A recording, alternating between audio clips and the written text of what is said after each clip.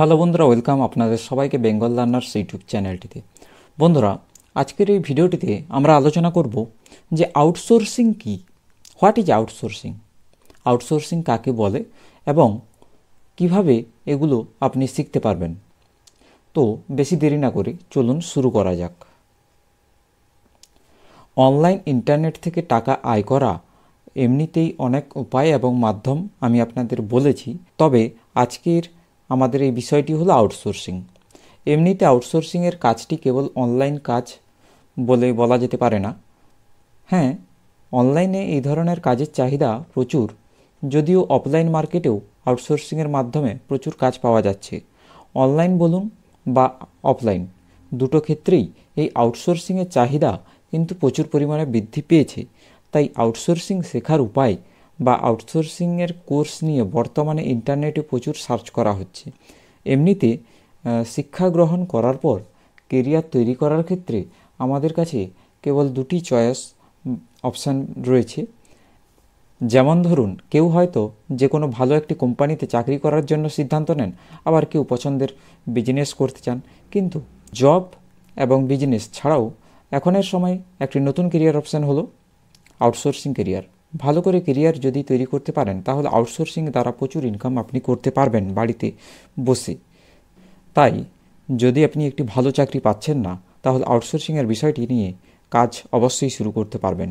এই ক্ষেত্রে যে কেউ কাজ করতে পারেন, তবে কিছু দক্ষতা, বিভিন্ন বিষয়ে বিশেষ জ্ঞান এবং অভিজ্ঞতা থাকতেই হবে আপনাকে, অর্থাৎ এক্সপিরিয়েন্স থাকতেই হবে একটা পার্টিকুলার বিষয়ে।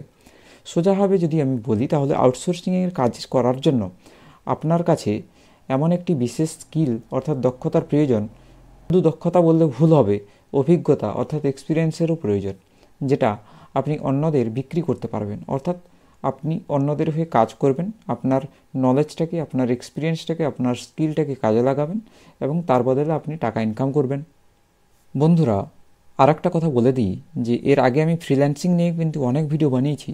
একটা পুরো সিরিজ রয়েছে, যদি আপনারা না দেখে থাকেন ভিডিওগুলো তাহলে অবশ্যই প্রথমে গিয়ে সেগুলো চেক করুন। আচ্ছা, এবার চলুন আমরা ভালোভাবে জেনে নিই যে আউটসোর্সিং কাকে বলে। তো যেখানে একজন ব্যক্তি বা যে কোনো অর্গানাইজেশন বলুন বা যে কোনো কোম্পানি বলুন, তার নির্দিষ্ট একটি কাজ করানোর উদ্দেশ্য থাকে। অন্যান্য কোনো ফ্রিল্যান্সার বা যে কোনো ব্যক্তি বা যে কোনো অর্গানাইজেশন বলুন, তার সঙ্গে কিন্তু চুক্তি করে নেয়। অর্থাৎ ধরুন আপনি একজন আউটসোর্সার হিসেবে কাজ করছেন একটা কোম্পানির হয়ে, তাহলে কোম্পানিটি আউটসোর্সিং করছে। আউটসোর্সিং কাকে নিচ্ছে? আপনাকে নিচ্ছে, আপনাকে দিয়ে কাজ করিয়ে নিচ্ছে। কোম্পানি একটি প্রজেক্ট ওঠালো মার্কেট থেকে, যেটাতে তার এমপ্লয়ি হয়তো নেই বা সেই কাজের জন্য যে কাজটা কোম্পানি ধরেছে সেই কাজের এমপ্লয়ি নেই, কিন্তু আপনি কাজটি জানেন, তাহলে কোম্পানি বাইরে থেকে আপনাকে দিয়ে কাজটা করালো, সেটা হচ্ছে আউটসোর্সিং। অর্থাৎ কোম্পানি আউটসোর্সিং করিয়ে কাজটি তুলে নিচ্ছে এবং তার বদলে যেমন আপনাকে দিয়ে আউটসোর্সিং করানো হচ্ছে এবং আপনাকে একটা ভালো টাকাও দেবে কোম্পানি। তো বন্ধুরা, আশা করছি আপনারা আউটসোর্সিংয়ের ব্যাপারে খুব ভালোভাবে বুঝতে পেরেছেন। যদি না বুঝতে পারেন তাহলে ভিডিওটি আরেকবার দেখুন, আশা করি বুঝতে পারবেন। চ্যানেলে প্রথমবার এলে অবশ্যই চ্যানেলটিকে সাবস্ক্রাইব করতে ভুলবেন না এবং বেল আইকনটিতে প্রেস করে দিন, যাতে আমার পরবর্তী ভিডিও নোটিফিকেশন আপনার মিস না হয়। তো বন্ধুরা, আজকের মতো এখানেই শেষ করলাম, দেখা হচ্ছে পরের ভিডিওতে।